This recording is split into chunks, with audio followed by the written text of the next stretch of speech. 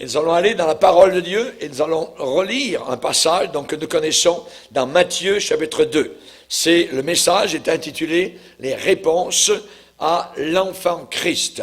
Les réponses à l'enfant Christ. Matthieu chapitre 2. L'évangile de Matthieu, donc le premier évangile, chapitre 2, et nous allons lire simplement 2 versets. Jésus étant né à Bethléem, en Judée, au temps du roi Hérode, voici des mages d'Orient arrivèrent à Jérusalem et dirent, où est le roi des Juifs qui vient de naître?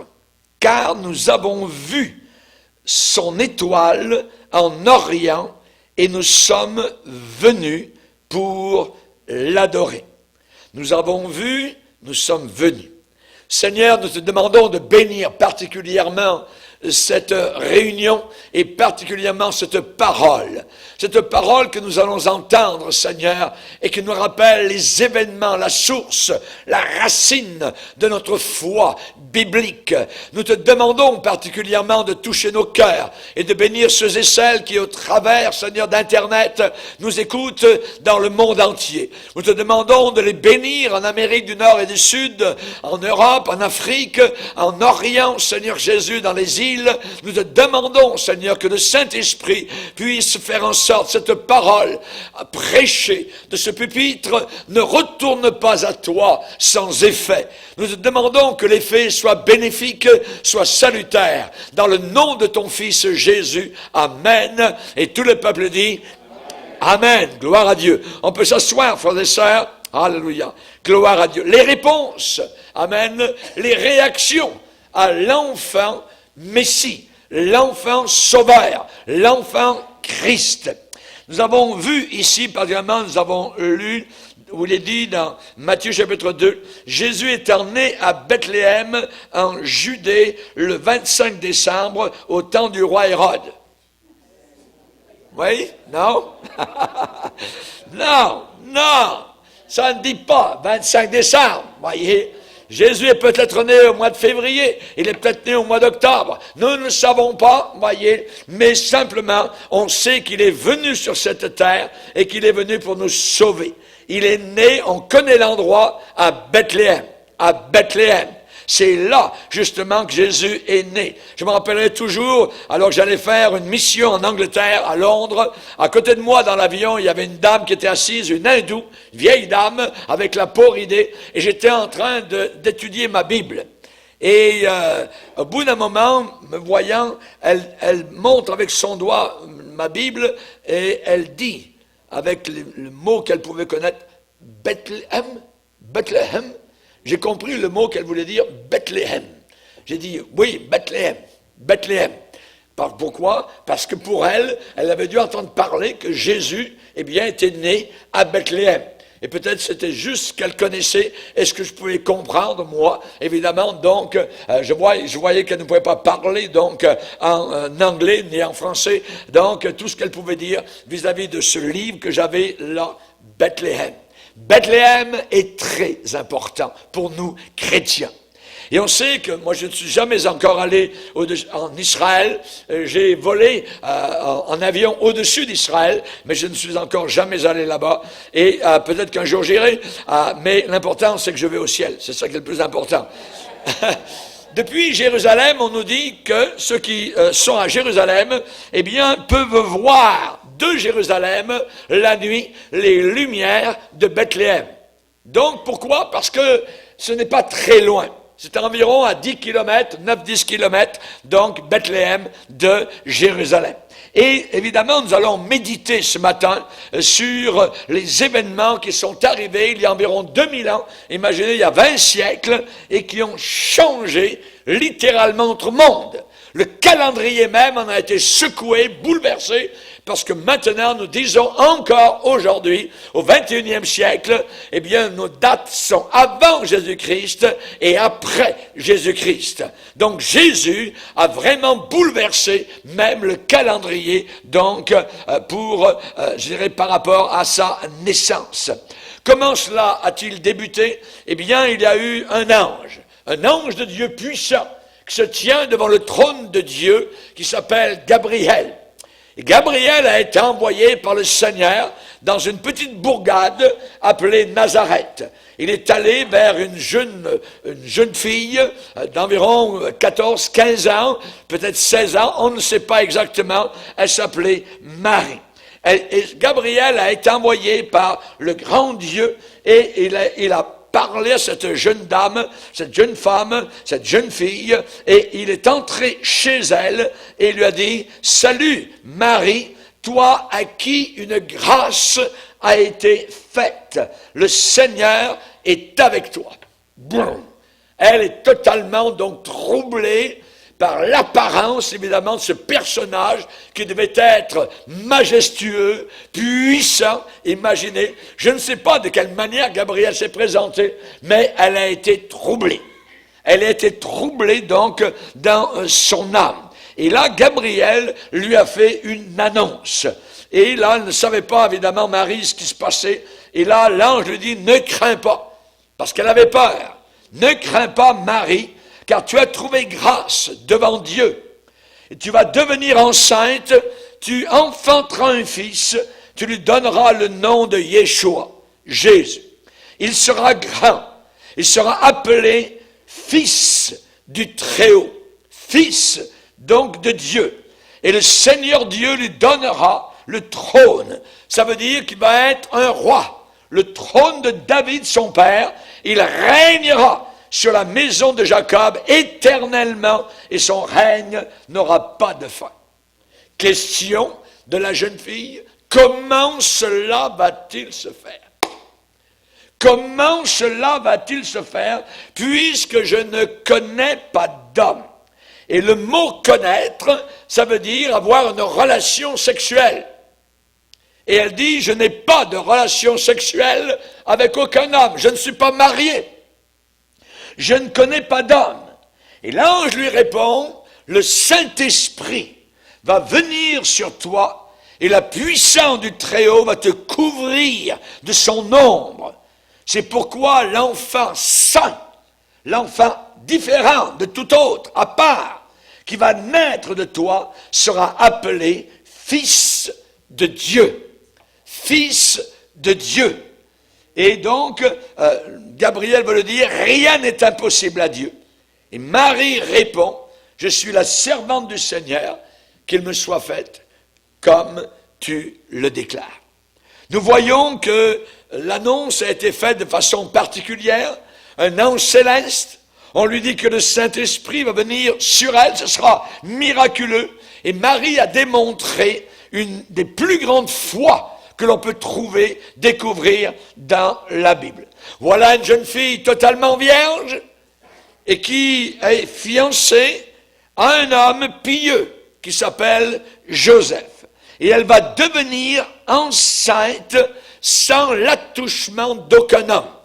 C'est miraculeux, totalement miraculeux. C'est arrivé une seule fois dans toute l'humanité depuis Adam et Ève, avec cette jeune fille appelée Marie ou Myriam. C'est elle donc qui allait concevoir le Messie, le Sauveur du monde. Dieu, le Fils, allait venir au travers d'un canal humain, donc sur la terre, prendre un corps, lui qui était existant de toute éternité, pour venir nous sauver au calvaire, à la croix, pour nous pardonner tous nos péchés. C'est une histoire merveilleuse, et nous avons un cantique qui dit « Redites-moi l'histoire ». Redites-moi l'histoire. L'histoire de Jésus, l'histoire de l'incarnation, l'histoire de l'ange Gabriel venant vers Marie à Nazareth. Alléluia.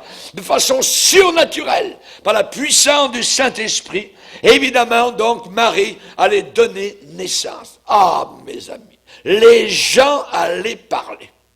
Vous ne pouvez jamais arrêter les gens de parler. Les langues allaient être lousses.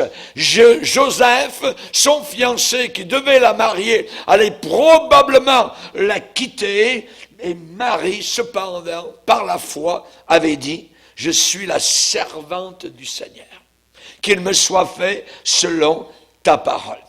Chers amis, Marie est une grande femme de foi. On ne la voit pas spécialement dans l'Épître aux Hébreux, chapitre 11, dans le grand chapitre des héros de la foi, avec Noé, avec Abraham, avec donc Isaac, avec Jephthé, avec David, avec donc tous ces grands hommes qui ont été utilisés par le Seigneur. On ne la voit pas là, mais pourtant, elle a eu la même foi que ces héros de la foi. Elle est une héroïne. La foi, elle est définie dans la Bible, c'est une assurance ferme des choses qu'on espère, et c'est la démonstration des choses qu'on ne voit pas. Voyez? Évidemment, donc, je crois que là, nous avons une des plus grandes démonstrations de foi de toute la Bible. La réponse que Marie a donnée à l'ange Gabriel en acceptant la volonté de Dieu dans sa vie, quel que soit le prix. Quel que soit le prix. Dans l'Ancien Testament, le prophète Ésaïe avait dit, « Ô Seigneur, si tu déchirais les cieux, si tu descendais, si tu déchirais les cieux, si tu descendais, dans Ésaïe au chapitre 64, eh bien Jésus est venu, il est descendu, il a déchiré les cieux, alléluia, et il est venu sous une forme que les hommes n'attendaient pas.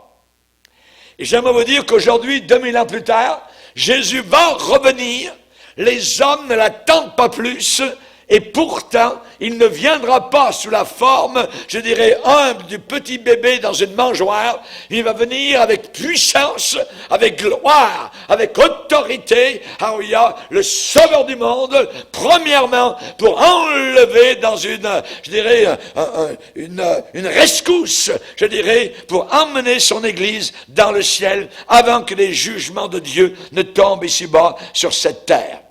Le premier Noël, les bergers gardaient les brebis la nuit. Ils étaient là. Et là, il est dit que soudain, en pleine nuit, un ange du Seigneur leur apparut et la gloire du Seigneur resplendit autour d'eux. En pleine nuit, pleine lumière. La gloire de Dieu resplendit autour d'eux. Ils sont remplis de crainte. Une annonce leur est faite. Un sauveur vous est né. Un sauveur, quelqu'un qui est venu pour vous sauver, et il est né. Ils sont remplis de foi, ces bergers. Ils sont remplis, eux aussi, de crainte. Mais ils croient. Et ensuite, ils se sont dit les uns aux autres, allons et voyons ce qui est arrivé. Allons et voyons ce qui est arrivé. Et les bergers sont allés donc à Bethléem, et ils ont trouvé les choses exactement telles qu'on le leur avait annoncé. Ils trouvèrent Marie et Joseph et le petit enfant couchés dans une mangeoire. Alléluia. Donc, ça leur avait été annoncé et la chose annoncée était réalisée. Chers amis, ce qui nous est annoncé dans la parole de Dieu va se réaliser à la lettre. À la lettre. Alléluia. Gloire au Seigneur. Et l'Écriture ajoute, les bergers s'en retournèrent, glorifiant, louant Dieu pour tout ce qu'ils avaient entendu et vu et qui était conforme à ce qui leur avait été annoncé. Notre monde, aujourd'hui, 2000 ans d'histoire, je dirais depuis la naissance de Jésus. Notre monde actuel, depuis ces événements d'il y a 2000 ans, ce que nous voyons actuellement, un armement sur une échelle telle que le monde n'en a jamais connu auparavant de toute son histoire. Ogive nucléaire, je dirais l'argent qui est dépensé par les gouvernements pour les armements, pour les bateaux, pour les sous-marins, pour les ogives, ainsi de suite, c'est inimaginable. Le monde est en train de s'armer jusqu'aux dents, voyez. Et le monde demande, les gens demandent, où est le prince de la paix? Où est le prince de la paix? Pourquoi ne revient-il pas dans cette terre balafrée, avec des plaies, avec des cicatrices autour de la terre? Tout ce que nous entendons, c'est la révolte, l'anarchie, l'oppression, la souffrance, la faim, des besoins inimaginables, des guerres, des bruits de guerre. Pourquoi évidemment, ce prince de paix ne vient-il pas prendre en charge tout cela et arranger tout cela? Eh bien, j'aimerais répondre, c'est exactement ce qu'il va faire. C'est exactement ce qu'il va faire. C'est exactement ce qui va arriver. Premièrement, il va venir rechercher son Église. Je reviendrai et je vous prendrai avec moi. Durant une période de 7 ans sur la terre, ça sera abominable. Environ 1/3 des habitants de la terre vont mourir, disparaître. Et la plupart descendront en enfer. C'est abominable. Le jugement qui attend cette terre à cause de leur rébellion, à cause de leur non-acceptation du Fils de Dieu, à cause, évidemment, donc, de leur incrédulité. Dans Matthieu 24, le Seigneur a dit comme l'éclair, la rapidité de l'éclair, comme l'éclair part de l'Orient et se monte en Occident, ainsi sera la venue du Seigneur. Alléluia. Oh mes amis, regardons quelques instants vers la montagne des Oliviers. La montagne des Oliviers, si proche, à côté de Jérusalem, et se rappeler du jour où Jésus-Christ était assis sur la montagne des Oliviers et il a parlé à ses disciples sur l'époque où il reviendrait sur la terre. Jésus a dit que cette époque, juste avant son retour, eh bien, serait remplie de tumultes, de soulèvements dans le monde, de guerres, de bruits de guerre, de difficultés avec les races différentes, les ethnies. Une nation s'élèvera contre une nation. L'original, ça veut dire une ethnie. Une race s'élèvera contre une autre race. Voyez, il y a un royaume s'élèvera contre un autre royaume. Il y aura en divers lieux des famines, des tremblements de terre. Tout cela ne sera que le début, voyez, des douleurs. C'est ce que le Seigneur a déclaré. Donc, nous voyons actuellement tout cela autour de nous. L'apôtre Paul a décrit cette génération en disant, chasse que dans les derniers jours, il y aura des moments très difficiles parce que les hommes seront égoïstes, seront amis de l'argent, seront fanfarons, seront hautains, blasphémateurs, rebelles à leurs parents, seront ingrats, irreligieux, insensibles, déloyaux, calomniateurs, intempérants, cruels, ennemis des gens de bien. Ils seront traîtres, emportés, enflés d'orgueil. Ils aimeront le plaisir plus que Dieu. Ils auront une apparence, un vernis, je dirais, de religion, de christianisme, mais ils en renieront ce qui en fait la force. Voilà comment l'apôtre Paul a décrit la génération où Jésus-Christ va revenir. Nous avons des événements mondiaux actuellement. Actuellement, il y a 4 grandes puissances qui sont décrites dans la parole de Dieu, qui sont en train de se mettre en place. Il y a le bloc d'Europe, comprenant Canada et États-Unis. Il y a le bloc russe, il y a le bloc chinois, et il y a le bloc, je dirais, arabe. Tout cela est en train de se mettre en place sous nos propres regards actuellement pour arriver au plus grand conflit mondial qui a jamais existé et qui se passera en Israël, dans la grande vallée immense d'Armageddon, où le sang va couler à la hauteur, je dirais, du museau des chevaux. Ça sera inimaginable. Sur un espace de 200 kilomètres environ, il y aura une guerre inimaginable où ces puissances-là vont s'affronter juste avant le retour de Jésus-Christ du haut des cieux avec son Église triomphante. Alléluia, alléluia. Et à partir de là commencera un règne de fer, un règne millénaire où Jésus-Christ va régner à partir de la capitale mondiale du monde, Jérusalem. Alors, il deviendra pendant 1000 ans la capitale mondiale et pendant ce temps-là, Satan aura été enfermé pendant ces millénaires, pendant ce millénaire donc en enfer. Merci Seigneur, que Dieu soit béni. Avant ce moment-là, Jésus a dit l'évangile sera prêché à toutes les nations. Ensuite viendra la fin. L'évangile prêché, il n'a pas dit l'évangile sera cru. L'évangile sera aimé, il sera prêché, il sera annoncé à toutes les nations.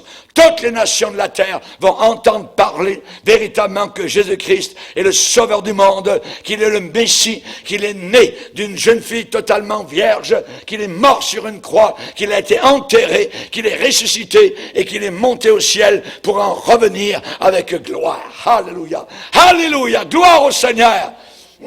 Pasteur, c'est une belle histoire, voyez, c'est une belle fable, voyez, vous me faites rêver. Eh bien, vous êtes mieux de rêver parce que c'est la réalité et ce n'est pas une fable. Amen.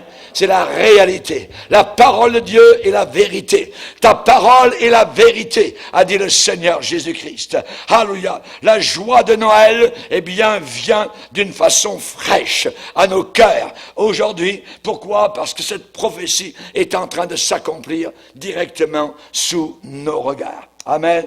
Vous êtes mieux de penser à quitter rapidement la terre. Vous êtes mieux de penser à quitter rapidement la terre. Et ça va se faire en un instant, en un clin d'œil. Si vous avez uniquement les regards sur la terre, si vous plongez vos racines dans la terre, vous serez les malheureux, les plus malheureux de tous les hommes. Parce que vous ne voudrez pas prendre la marque de la bête une fois que l'Église sera montée au ciel. Et vous aurez la tête coupée.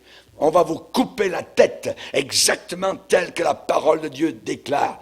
Tous ceux qui ne veulent pas se soumettre à l'Antichrist qui viendra, ce César mondial, auront la tête coupée. Amen. Est-ce que vous préférez être enlevé ou avoir la tête coupée?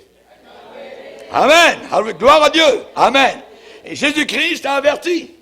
Il a averti que les croyants souffriraient la persécution comme ils n'ont jamais connu auparavant. Il a dit, vous serez haïs de tous.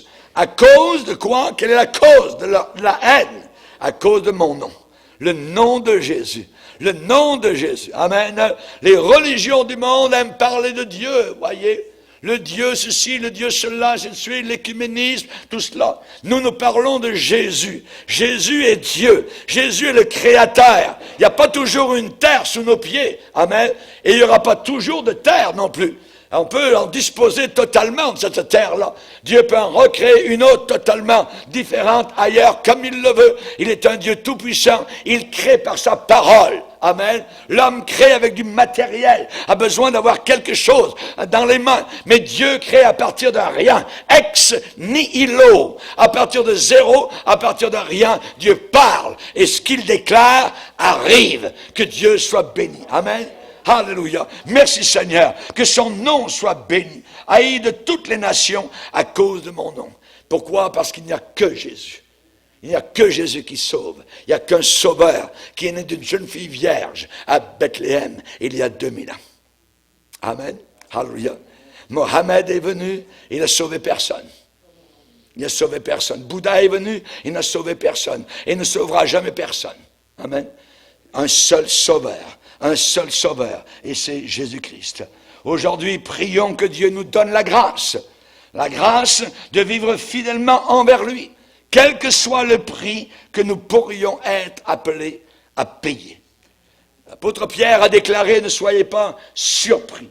Ne soyez pas surpris de quoi? Eh bien, de la fournaise. De la fournaise. J'aimerais vous lire la parole de Dieu dans 1 Pierre chapitre 4.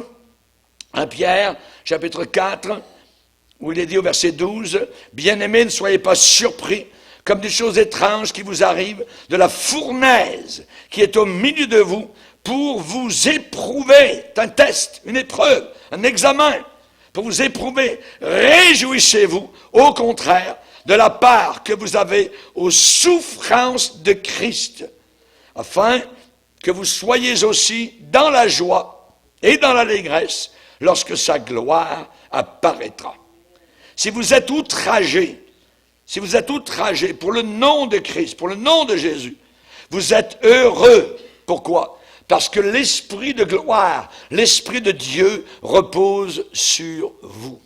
Alléluia. Amen. Que Dieu soit béni. Alléluia. L'épreuve de notre foi. Pensons, amen, à Jésus qui va revenir. Ayons nos regards sur le ciel. Il est dit, on verra le Fils de l'homme venant sur les nuées avec une grande puissance et une grande gloire. Alléluia. Pas une petite gloire, une grande puissance.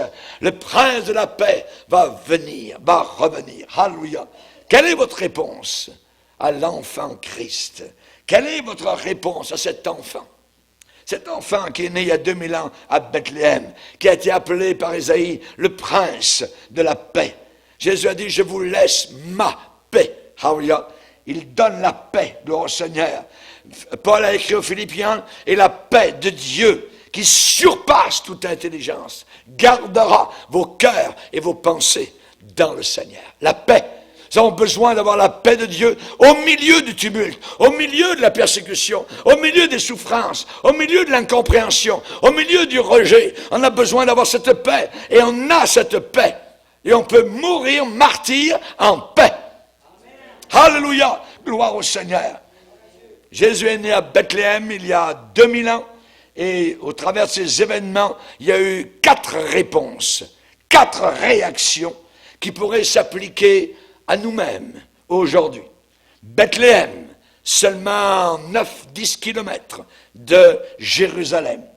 Mais c'est un des voyages les plus difficiles à faire pour beaucoup de gens, pour qu'ils comprennent qui est véritablement Jésus-Christ et pourquoi il est venu. À Bethléem, nous voyons une mangeoire. Et à Jérusalem, nous voyons une croix et un tombeau vide. Alléluia. Merci Seigneur. Merci Seigneur. La première réaction, la première réponse, c'est l'hôtelier.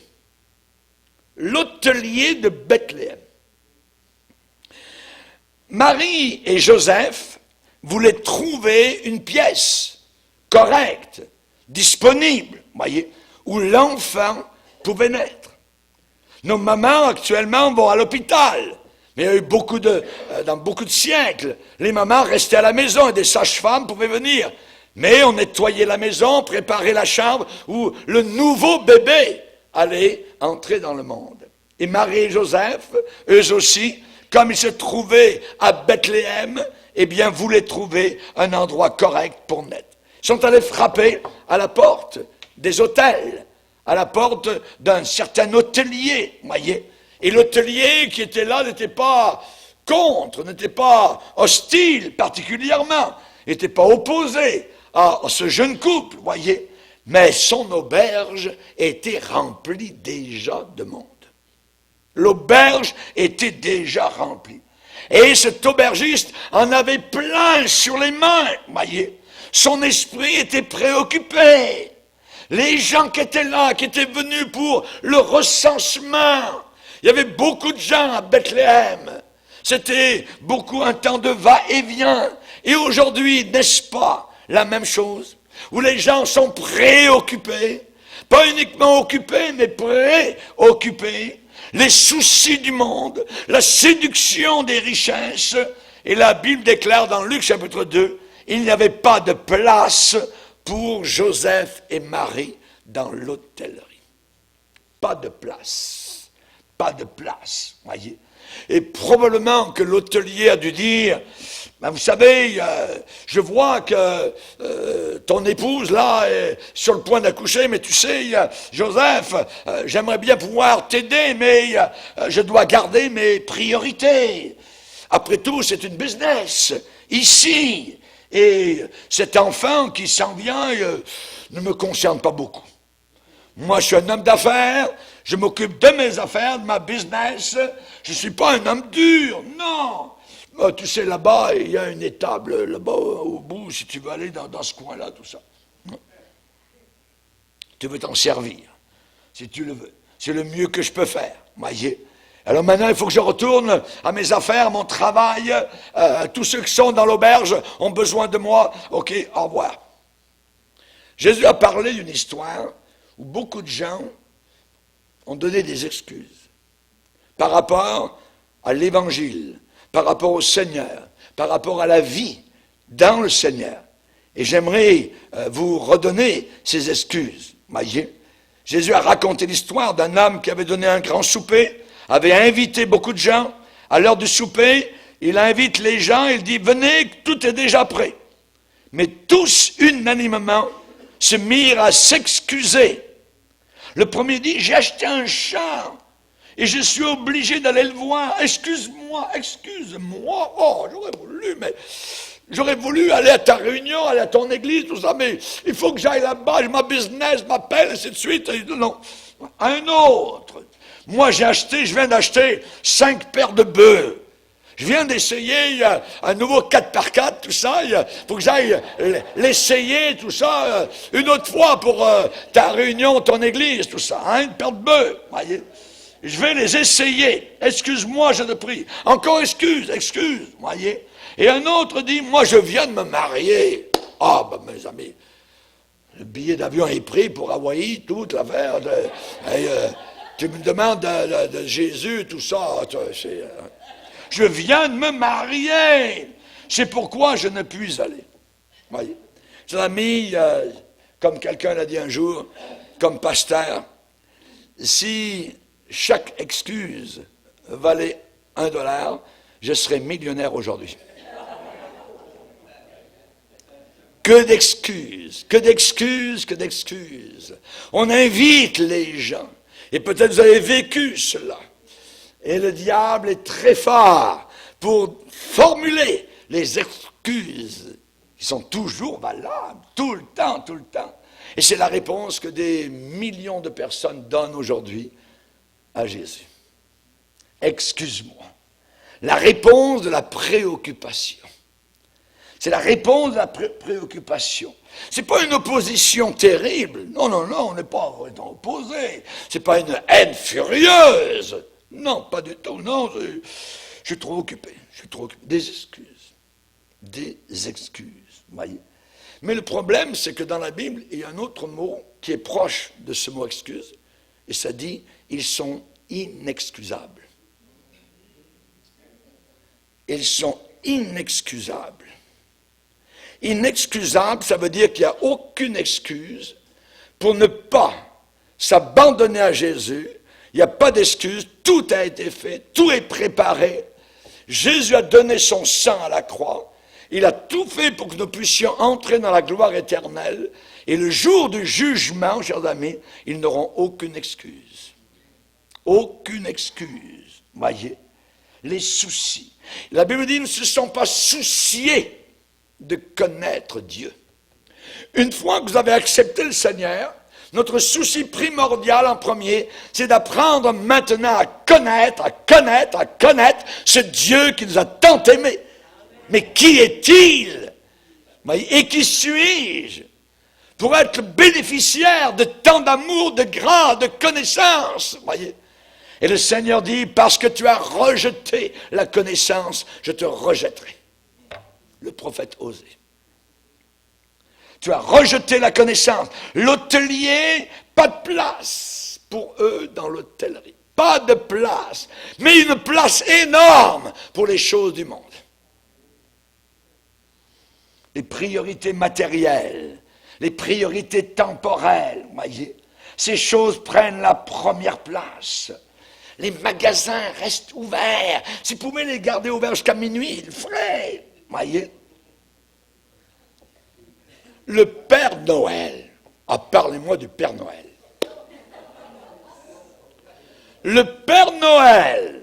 Le Père Noël, j'aimerais vous dire, c'est le plus grand mensonge que la terre ait jamais porté. C'est la plus grande contrefaçon. Qu'est-ce que Jésus a dit? Je suis la vérité, le chemin et la vie. La Bible dit, pour les menteurs, tous les menteurs, leur part est dans l'étang ardent de feu et de soufre. Tous les menteurs. Ta parole est la vérité. Jésus a dit à des gens très religieux, vous avez pour père le diable. Maille! Des gens qui prient Dieu. Des gens qui vont à l'église. Des gens qui ont un vernis religieux. Votre père, c'est Satan. Ah, ils ne l'ont pas aimé. Si c'était moi, pasteur Bourgier, qui avait dit ces choses, les chrétiens me critiqueraient d'être trop dogmatique. Et les chrétiens me condamneraient de ne pas avoir l'esprit ouvert, l'esprit d'amour de Jésus. Mais c'est Jésus qui a dit ça. C'est Jésus qui a dit cela. Nous devons faire face à la réalité du Père Noël. C'est un mensonge. C'est un mensonge. Pas besoin d'avoir beaucoup d'intelligence, d'études théologiques, de connaissances approfondies de la parole de Dieu pour savoir que si Dieu s'oppose à tous les mensonges, si nous savons que Satan est le père du mensonge, alors le Père Noël ne peut pas être chrétien. Amen. Le Père Noël est une mythologie. Le Père Noël est un Dieu païen. Le Père Noël est une idole. C'est une séduction, écoutez bien, très bien planifiée. C'est pensé pour faire quoi? Pour remplacer Jésus-Christ. Pour remplacer Jésus. Il y a différentes particularités du Père Noël qui sont possédées véritablement par Jésus. Et ce n'est pas une coïncidence. Ce n'est pas un hasard, c'est un des plus grands mensonges de Satan. Les petits-enfants écrivent au Père Noël. Ils écrivent des lettres. Oui. Quand j'étais petit, mon père et ma mère m'ont dit, écris une lettre au Père Noël, ce que tu veux. Cher Père Noël, que maman aille mieux, elle souffre d'arthrite, guéris-la. Cher Père Noël, donne cette année la solution pour guérir le sida. Merci Père Noël pour toutes les bonnes choses que tu m'as apportées. Et en passant, tu es pour moi comme un vrai père. Et je pourrais vous en lire et lire et lire des lettres d'enfants au Père Noël. Toutes ces prières d'enfants devraient être offertes à Jésus-Christ. Mais quelqu'un a pris la place de Jésus. On a appris à ces enfants à placer leur foi et leur confiance dans une invention mythique, dans une fable, voyez. Dans une société qui est en adoration devant l'argent. On leur a appris que ce Père Noël peut faire toutes les choses que Jésus peut faire. Et ce qui est merveilleux avec le Père Noël, c'est que vous n'avez pas besoin de croire ni à l'enfer, ni au jugement. Ni au jugement.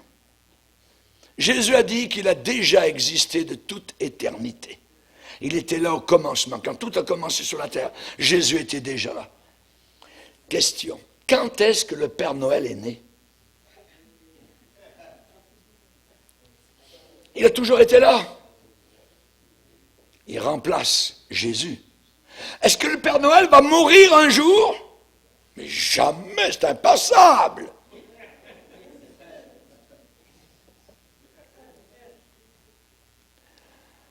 Allez demander à un petit enfant au magasin au mois de décembre qui le voit tout le temps et à 100%.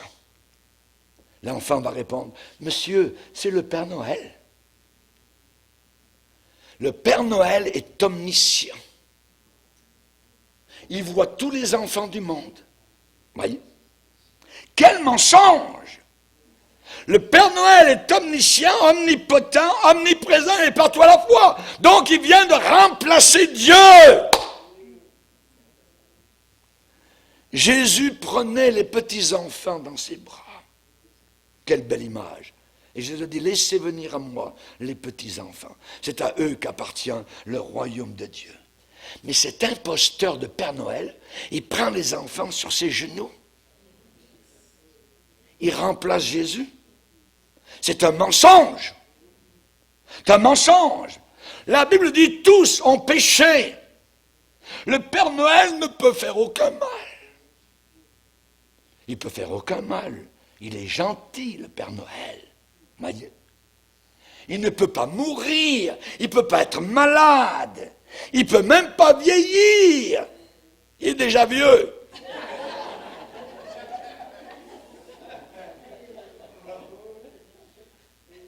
Le Père Noël marche au travers des murs. Ben oui, même dans les maisons qui n'ont pas de cheminée. Il vient apporter les cadeaux. Jésus, dans la Bible, les portes étant fermées, Jésus se présenta au milieu d'eux. Commencez à comprendre?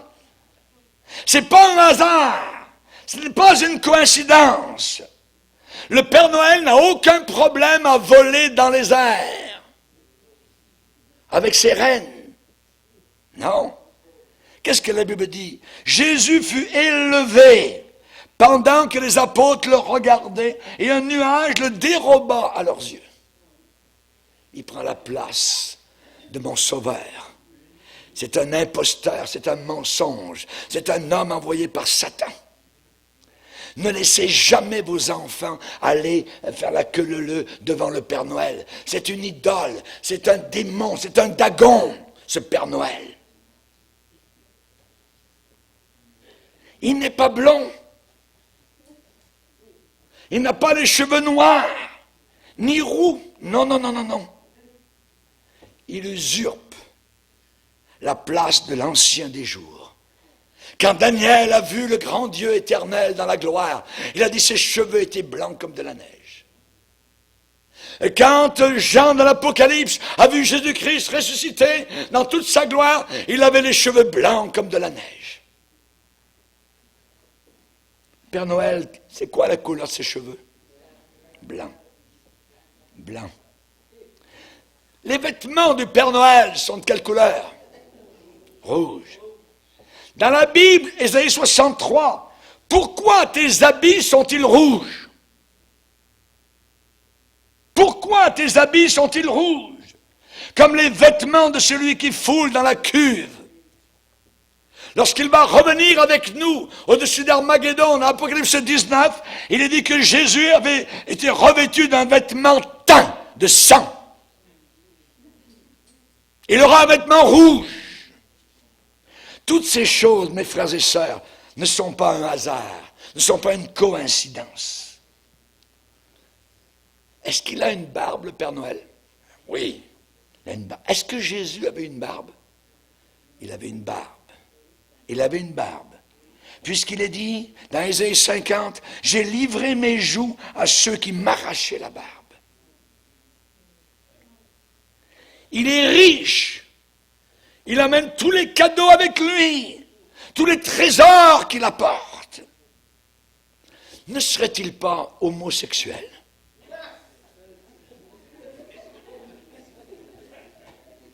Du côté anglophone, comment est-ce qu'on l'appelle? Santa Claus. Santa, c'est un nom féminin. C'est un nom féminin. Santa Barbara. Sainte Barbe, c'est une femme. Santa Maria, c'est une femme. Santa, voyez. Santo, c'est masculin. C'est la désignation masculine. San ou Santo, San Francisco, Saint Francis. San Juan, Saint Jean, voyez. Mais le Père Noël en anglais il s'appelle Santa. Santa, c'est féminin. Santa Claus. Le Père Noël, sans aucun doute, a une désignation masculine, mais il porte en anglais un nom féminin. Ne laissez pas vos enfants s'asseoir sur lui. Amen. Ne laissez pas vos enfants s'asseoir sur Dagon. Tu n'auras pas d'autre Dieu devant ma face. Tu ne te feras pas d'image. Jésus a dit, ôtez donc les dieux étrangers qui sont au milieu de vous et tournez votre cœur vers l'Éternel, le Dieu d'Israël. Qu'est-ce que la Bible dit qu'à la fin des temps? Puisque c'est une fable, cette histoire. Il est dit que les hommes détourneront l'oreille de la vérité et se tourneront vers des fables. Ce sont des millions, Père Noël. C'est un mensonge. Et Pierre a dit, ce n'est pas en effet en suivant des fables, habilement conçues, bien préparées, que nous avons fait connaître la puissance du Seigneur Jésus. La fête de Noël, chers amis, est une fête diabolique dans le monde. Pour nous, c'est une fête chrétienne. Nous fêtons Jésus et sa naissance. Et nous n'avons aucune honte de cela. Mais nous ne voulons pas nous associer d'aucune façon au Père Noël. Au Père Noël, oui. Chers amis, il y a une autre réaction, c'est celle des mages. Les mages. Ils sont venus de loin. Ils sont venus de loin. Certains de vous, vous êtes venus de loin. Vous n'êtes pas des mages peut-être, mais vous êtes venus de loin. Ils sont venus d'Orient. Et ils ont pris le temps. Ils ont pris le temps. Ils ont cru. Ils sont venus pour l'adorer. Adorer un bébé. Adorer un enfant, imaginez. Ils ont amené des cadeaux dignes de l'or. De l'or. L'or, c'est le roi des métaux. Et à un roi, on offre de l'or. C'est un cadeau pour Jésus, le roi des hommes. Ils ont amené de l'encens, un cadeau pour un sacrificateur. Alléluia. Et Jésus allait être sur la croix, le sacrificateur et le sacrifice en même temps. Comme il est l'agneau et le berger en même temps. Que Dieu soit béni. Il est tout. Merci Seigneur. Arrivé à Jérusalem, où est le roi des Juifs qui vient de naître? Un roi qui vient de naître. Tous les gens religieux avaient une Bible entre les mains. Ils avaient tous à l'intérieur Michée, chapitre 5, où il était écrit, Bethléem, de toi viendra le Messie. Et quand quelqu'un arrive de loin, il vient de naître le Messie. Où est le Messie qui vient de naître? Le roi Hérode a fait venir les scribes, les écrivains, ceux qui connaissaient les Saintes Écritures. Et ils ont cherché, ils ont trouvé Bethléem, Michée. Il n'est certainement pas né à Jérusalem. Il faut que vous alliez à Bethléem. Et ils sont allés à Bethléem. Ils ont eu une très bonne réaction. Ils sont venus, les mages. Amen. Et Dieu leur a parlé. Dieu leur a parlé. Amen. En songe. Et leur a dit, ne retournez plus à Jérusalem. Vous venez d'adorer le Messie. Vous l'avez vu. Vous avez offert vos cadeaux. Ne retournez surtout pas. Et là, ils sont partis chez eux par un autre chemin. La direction de Dieu. Dieu parle à ceux qui sont soumis, à ceux qui font des efforts, à ceux qui cherchent Dieu, à ceux qui connaissent la parole de Dieu. Dieu les dirige. Dans le psaume 32, verset 8, il est dit, je t'instruirai, je te montrerai la voie que tu dois suivre. Et les mages ont suivi la direction de Dieu. Ils ont été avertis divinement. Divinement avertis. Ça vous dit quelque chose, ces deux mots? Divinement avertis. Ça s'applique à un autre homme de Dieu qui s'appelle Noé. Noé a été averti divinement que le monde allait s'écrouler autour de lui et que tout allait être jugé. Hommes, femmes, enfants, tout. Grand-père, grand-mère, tout allait y passer. Il a été averti divinement et saisi d'une crainte respectueuse, a pris sa hache, en a parlé à ses enfants et est allé dans la forêt, commencer à couper les arbres pour construire une arche. Saisi parce qu'il s'en venait. Il a fait quelque chose. Et la foi vous fera faire quelque chose. La foi, c'est pas être assis et juste là, à être là, à rien faire. C'est agir, c'est faire. La foi sans les œuvres est morte. Il faut agir. Si je dis que j'ai la foi, alors je ferai quelque chose que Dieu me demande de faire. Autre réaction, le fameux Hérode. Ah, Hérode, le fils de Caïn, un meurtrier. Ça dit qu'en entendant cela, Hérode se mit dans une grande colère et il fit tuer les enfants de 2 ans et en dessous dans toute la région de Bethléem. Il les a tous fait tuer. Jaloux, enragé, fils de Satan, lorsqu'il a entendu qu'un roi était né, il a dit à ses soldats, détruisez-le, qu'il meure, alors qu'il est encore dans le berceau. Jaloux. Et cette réponse est en train de grandir, de mûrir, de gonfler, jusqu'au fameux jour où à Jérusalem, on a dit, ôte, Pilate, ôte-le de la terre, crucifie-le, tue-le. Chers amis, le monde est en folie, le monde est furieux. La question est posée par le Seigneur, pourquoi ce tumulte parmi les nations? Pourquoi les rois se liguent-ils ensemble contre l'Éternel et son oint, Jésus-Christ? Et qu'est-ce que les gens disent? Délivrons-nous de leur chaîne. C'est une chaîne que de servir Dieu. On ne veut pas de Dieu, on veut vivre libre. Il est venu chez les siens et les siens ne l'ont pas reçu. Dans beaucoup de parties du monde, on entend encore ce cri. On ne veut pas de Jésus. On ne veut pas de la Bible. Voyez. Évidemment, donc, si Jésus restait juste le petit Jésus, voyez. Vous avez entendu cette expression? Ou le bon Dieu. Là, on est dans la bondieuserie. Voyez. Le bon Dieu, voyez.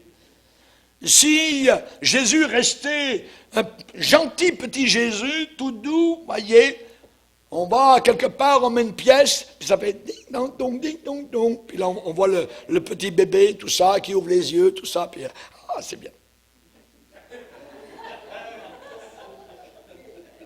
Les gens sont fous.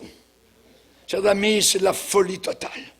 Nous avons besoin, nous, de fêter la naissance de Jésus comme chrétiens. S'il y a un groupe dans le monde qui ne veut pas cela, ce sont les islamistes. Ils ne veulent pas que nous fêtions Jésus. Ils ne veulent pas que nous nous souvenions de la naissance de Jésus-Christ. Et vous allez dans les pays islamistes, dans le temps de Noël, il n'y a rien. Rien. Vide. Totalement vide. Comme leur cœur. Mais nous, comme chrétiens, si nous avons encore un amour pour Jésus, nous allons fêter la naissance de Jésus-Christ. Nous allons dire, il est venu il y a 2000 ans sur la planète Terre. Nous allons le célébrer, nous allons le glorifier, nous allons nous réunir. On va, oui, faire un repas fraternel. On va chanter Jésus. On veut que nos enfants se souviennent de Noël et non pas du Père Noël. Amen. Alléluia. Et il y a un autre, c'est Simeon, qui a une réaction, un vieux sacrificateur, un homme qui connaissait les Écritures, un homme qui croyait les promesses de Dieu. Et un beau jour, il a vu arriver devant lui un jeune couple avec un bébé dans les bras. Et comme sacrificateur dans les cours du temple, il est allé, et le Saint-Esprit lui a dit, l'enfant qui est dans les bras de la jeune fille, c'est le Messie. Il les a stoppés, il a pris l'enfant dans ses bras. Il a béni Dieu. Pourquoi? Parce que le Saint-Esprit l'avait averti qu'il ne mourrait pas sans avoir vu le Messie de Dieu, le Sauveur de Dieu. Il l'a reconnu comme étant un bébé. Le peuple juif attendait quelqu'un sur un cheval avec une épée pour mettre les Romains à la porte? Absolument pas. Absolument pas. Ils ont passé à côté d'Ésaïe 53. Ils ont passé à côté du Messie souffrant. Ils sont passés à côté de ce Messie qui allait être rejeté. Non, ils n'ont pas vu. Ils ont été aveuglés. Mais Simeon a pris l'enfant, il a tourné ses regards vers le ciel, et il a dit, mes yeux, Seigneur, ont vu ton salut. Ton salut. Le salut était là, dans cet enfant, enveloppé. Enveloppé de chair. C'était le Dieu divin. Alléluia. Et quand peut-être la petite main potelé était là, à côté du petit corps. Oui. Cette main, c'était celle qui avait créé l'univers, les étoiles, la puissance divine, les bolides au-dessus de nos têtes. Imaginez le mystère de l'incarnation. Siméon a eu la bonne réaction. Mes yeux ont vu ton salut. As-tu vu le salut de Dieu? Es-tu sauvé? Alléluia, gloire au Seigneur. Et maintenant, il a dit, Seigneur, maintenant je peux mourir. Tu laisses ton serviteur aller en paix. Ne mourrez pas avant d'avoir vu, expérimenter le salut de Dieu. Sinon vous descendrez, et vous descendrez encore, et vous lèverez ensuite les yeux vers le ciel, plus haut là-haut, en disant, oh, je souffre cruellement dans cette flamme. Il n'y a de salut en aucun autre. Aucun autre. Quelqu'un me posait la question, pasteur, que pensez-vous de toutes les religions de la terre? Ben, je dis, c'est pas compliqué, il y en a une seule de bonne. Il n'y a de salut en aucun autre. Il n'y a de salut en aucun autre. On ne peut pas aller au ciel par d'autres religions que par un sauveur qui a été cloué sur la croix et dont le corps ensanglanté pendant 6 heures à l'extérieur des murailles de Jérusalem a souffert pour mes péchés, pour tes péchés, pour tes péchés, pour tes péchés. Amen. Levons-nous ensemble devant le Seigneur. Alléluia.